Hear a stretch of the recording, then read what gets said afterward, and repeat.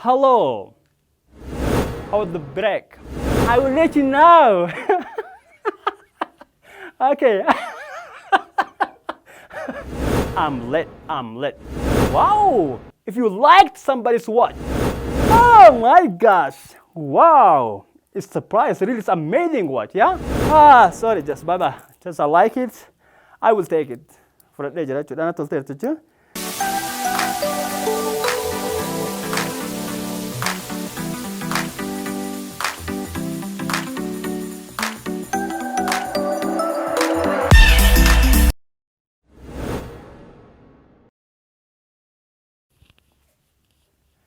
Hello ladies and gentlemen, welcome back to our YouTube channel.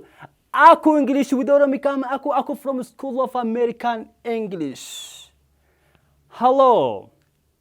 How are you? How's the life? How's the break?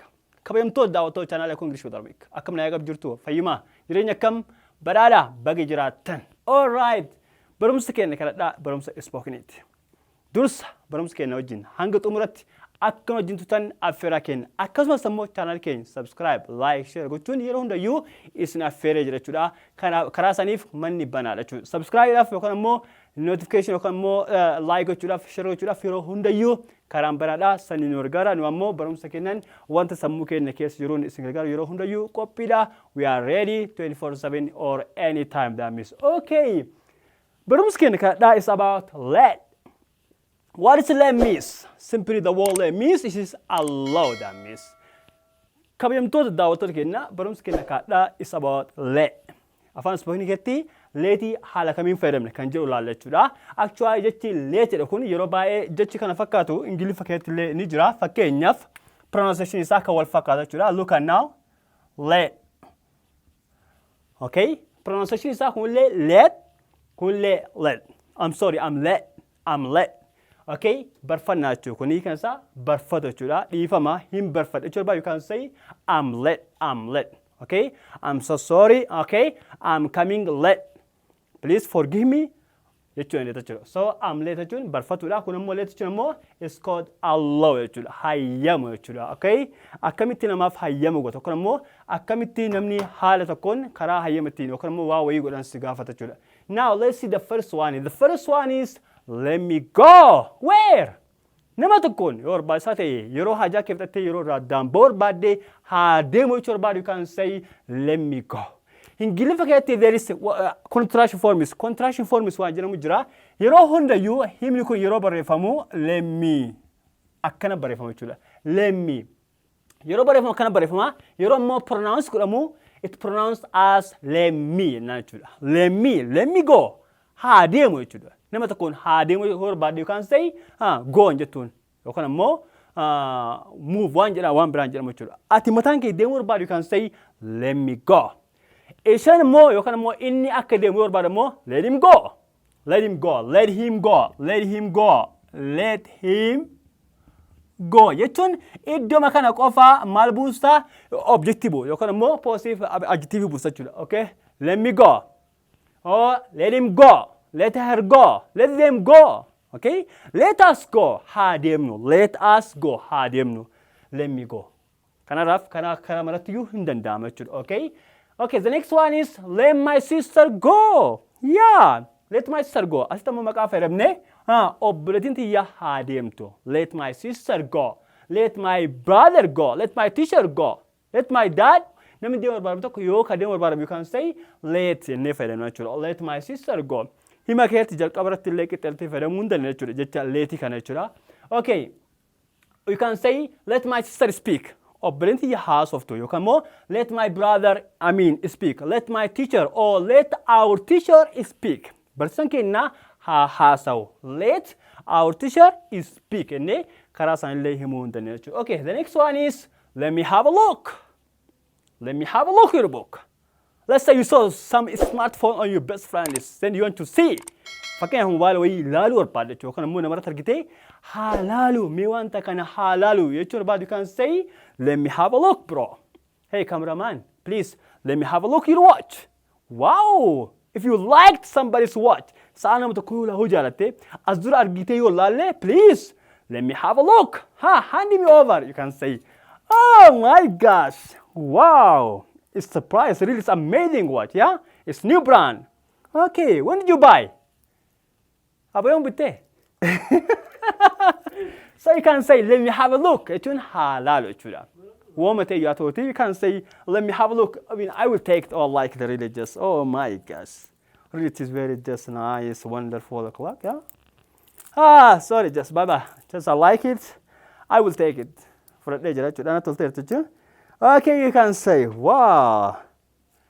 Okay, the next one is, here is, I will let you know. I will let you know if I go Addis. Or I will let you know. Or I will give you a call when I arrived Addis Ababa. I will let you know. Sittimu barbaadu. I will let you know. Yookaan immoo akkati barbaaddu ningo yookaan immoo si beeksisa jechuudha. I will let you know. Look, fakkeenyaaf nama tokkoon akkas gochuu barbaade sitti hima yookaan immoo informis godhachuu barbaade you can say I will let you know. Si beeksisaa jechuu hiikan isaa jechuudha. I will let you know if I go Addis. I will let you know if I go school. I will let you know if I wow, wayii homate yoo ta'uuti mee fakkeenya tokko naaf afaan Oromoon. Chap, hurry up. Come on, man. Just, what's wrong with you? Give me one example within your mother tongue language, bro. Hey, you. What that? What do you want? If you want to go somewhere, just let me know. Okay, I will let you know if I go to my home. I will let you know. I will let you know. Look. Video gafa is urban is you can say we will let you know or I will let you know if we upload the video too. I will let you know if we start the class. Gafa class will come is the next one is let alone you I'm not afraid my teacher. What the hell? Oh, this one just actually it is very boring expression. I don't like it. Okay, I don't agree with this expression by the way. Can I look? Okay, let alone my teacher. I mean let alone you. Okay, let alone you, I'm not afraid of, teacher, my children, it's better to say here is my main police. Okay, let alone you, simplicity, I'm not afraid my teacher, but here you so that you don't afraid me? Man, hey bro, you don't afraid me? Okay, did you forget I'm a man, hey, come on man, wake up. Did you forget I'm a teacher? So what did you say like this? Why did you say like this? I didn't say it. Oh man, just don't say it after, okay? Actually, this one is very just not that much active words or expression. Don't use it too, okay? It is very mature. Okay, let alone you. It's easy to do that. Okay, I'm not afraid. Paul, so it is okay. That's okay. But teacher need a respect, great respect, okay? Should have to respect teacher, okay? So you can say, let alone you, sit easy. I'm not afraid my teacher. Sit easy, you can move at your fucking halak amunitarotate. Sit easy, but say you so that you can say, let alone you, I'm not afraid my teacher. Okay. Okay, kara berarti badamo example beralendra Eurobra commentator fere mudaneta. Okay, kambra mo here is let alone 50 bir I will pay you. Okay? Let alone 50 bir I will pay 1,000 bir for you. Birishan taman ECT, okay? Karshi kuma Yusuf kafalachul. Nama tokko karshi kiya fakkeenyaaf nama tokko irraa liqeeffatee yoo amma musgaafate karshi ka isaa dhiiste yookaan immoo kaatee barbaada'uu na jecha kana jechuun let alone 50 bir birishan taman ECT yookaan immoo birishan taman namarraa yoo qabaatte fakkeenyaaf yoo namni sirraa qabaate birishan tamati yenaa kee yoo sin jedhee kanaa miti kana yoo sii kennaa hin qaba biriin dhabne yookaan immoo haali naa mijoofnes jechuudha. Kanaaf iyyuu let alone 50 bir I will pay 1,000 bir for you jechuudha. Kanaaf birishan taman dhiisti birii dhibba yoo siif kafaluu nan danda'a jechuudha. I can't that means. The next one is let bygone be bygone. Let bygone be bygone jechuun verb 3 yookaan immoo past participle dha. He can jecha idioms kana kun a little bit idioms da, okay? Let bygone be bygone jechuun kan deeme haa deemu kan hafe haa hafu jechuudha. Let bygone be bygone. Let bygone be bygone. Let bygone be bygone jechuudha. Kan deeme haa deemu kan hafu haa hafu jechuudha, okay? Okay, the next one is grab my hand, don't let go. Grab my hand or catch my hand. Okay, don't let go. Harki yisiritti na qabadhu yookaan immoo grab my hand. Harki na qabi, okay? Don't let go. Gadi hin dhiisne jechuudha. Harki yakana na qabnaan gadi hin dhiisne jechuudha. Don't let go. Okay, grab my hand or catch my hand. Don't let go. Akan deemne, I mean, harkiyya sirriitti na qabachuu don't let go jechuudha. Akka harki na qabadhu jabeessi na qabadhu jechuudha.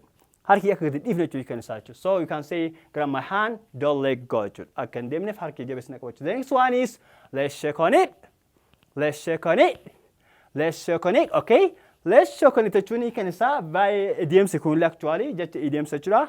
Idioms we cannot translate word by word. Idioms word dilan hininu. We can say let's shake on it jechuun hiikan isaa hiikan hima kana umaratti nama tokkoon yookaan immoo wanta wayirratti yoo nama tokkoon walii galte jechuudha. Harka keenya wal haa cabbannu yookaan immoo walii haa gallu yookaan immoo walii galtee keenya haa mirkaneessinu jechuudha. Please let's shake on it jechuudha. Irratti walii haa gallu jechuudha. Fakkeenyaaf shake jechuun akkana illee hin danda'ama yookaan immoo shake yoo sin jedhe waa wayii harka cabbaxuu illee hin danda'ama. Hiika biraallee hin qaba actually. Okay, let's shake on it jechuun irratti walii haa gallu jechuudha. Fakkeenyaaf we shook on it yoo ta'e fakkeenyaaf we yookaan immoo we shook on it walii galle jechuudha. Hiikan hima kanaa kanaaf kun past tense jechuudha. We shook on it jechuun irratti walii gallee jira jechuudha. Kanatti immoo let's shake on it jechuun immoo irratti walii haa gallu jechuudha. The last one but not the least one is let's call it a day. Let's call it a day. Guyyaa haa yaamnu osoo hin ta'in let's call it a day jechuun let us wrap up or I mean finish or just complete our class jechuudha. Gola keenya yookaan immoo barumsa keenya haa xumuru jechuudha. Kun afaan idioms jechuudha. That means let's stop our class jechuudha. Wanta barannu kana asitti haa dhaabnu jechuudha. Let's call it a day jechuun fakkeenyaaf wanta wayii yoo dalagaa jiraatte maybe if you feel tired yoo dadhabdee jiraatte dhumarratti maattan please let's call it a day. Please wanta wayii dalagaa fedhe yoo ta'uti haa dhaabnu yookaan immoo asitti haa dhaabnu barumsa keenya kaadhaa yookaan immoo hojii keenya kaadhaa jechuudha. But you can say let's call it a day jechuudha. Idioms jechuudha. That means let's stop here jechuudha. Asitti haa dhaabnu jechuudha. Kanaaf barumsa keenya kan expressionii jecha leetiin jalqabamu kana fakkaata. Yeroo biraa immoo barumsa biraatiin hanga walitti deemnu yookaan immoo barumsa giraamariitii fi spookeniitiin hanga walitti deemnutti nagaatti naa turaan yeroo hundayyuu affiraaki. Achi dura immoo I want to say what?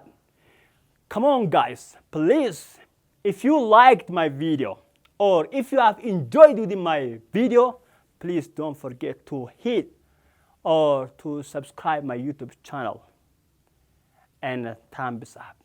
Channel ki yeroo hundayyuu like godha.